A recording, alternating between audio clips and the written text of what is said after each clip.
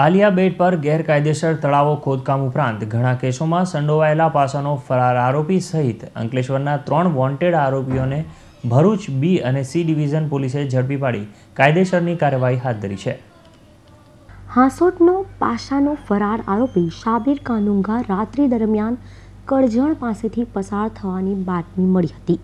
જેના આધારે બી અને સી ડિવિઝનના પીઆઈ MS રાણા એ બંને ડિવિઝનના ડી સ્ટાફ સાથે નેશનલ હાઈવે પર કરજણ નજીક વોચ ગોઠવી હતી. વહેલી સવારે 6 વાગ્યાની આસપાસ એક ફોર્ચ્યુનર ગાડી નંબર GJ1 KA 9838 આવતા પોલીસે તેને ઘેરી લઈ અંદર બેઠેલા શખ્સોની પૂછતાછ હાથ ધરી હતી, જેમાં અંદર બેસેલો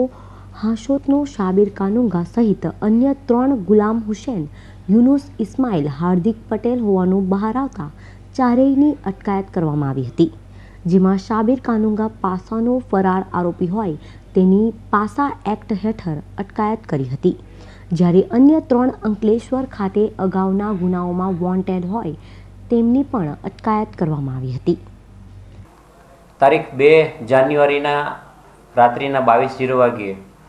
ભરૂચ LCB PI મલ્હોત્રા સાહેબને એક બાતમી મળેલી, જેના આધારે એમણે જાણ કરેલી કે હાંસોટમાં પાસાના જે વોન્ટેડ આરોપી છે શાબીર, A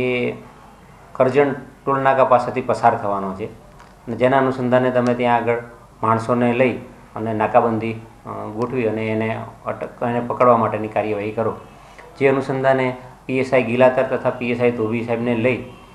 C division D staff તથા બી ડિવિઝન ડી સ્ટાફને બધાને સાથે લઈ અને અમે કરજણ ટોલનાકા પાસે અમે રાતના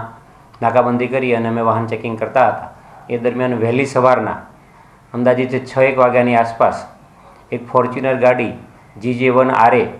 9838 નંબરની ગાડી ચેક કરતા, જેની અંદર 3 શંકાશીલ માણસો જણાતા તેમને પૂછપરછ કરતા એક સમયે પોતાનું નામ શાબીર તથા બીજો જે ઈસમ છે એને પૂછતા પોતાનું નામ ગુલામ હુસેન જણાવેલું, ત્રીજા વ્યક્તિને પૂછતા પોતાનું નામ યુનિસ ઇસ્માઇલભાઈ તથા હાર્દિક ભરતભાઈ પટેલ, એ આ પોતાના 4 ઈસમો પોતાનું નામ જણાવતા શંકા જણાતા 4 ઈસમોને ડિટેન કરી અને Bharuch C division police station લઈ આવેલા અને એનું ઇન્ટ્રોગેશન કરી પૂછપરછ કરતા જે શાબીર હુસેન છે એ પાસાના ગુનાના કામે એમને પકડવાના બાકી હોય ક્રાઇમ બ્રાન્ચ ભરૂચને જાણ કરી અને એમને સોંપી અને પાસાના કામે એમને ડિટેન કરી અને આગળની કાર્યવાહી ક્રાઇમ બ્રાન્ચ તરફથી કરવામાં આવશે.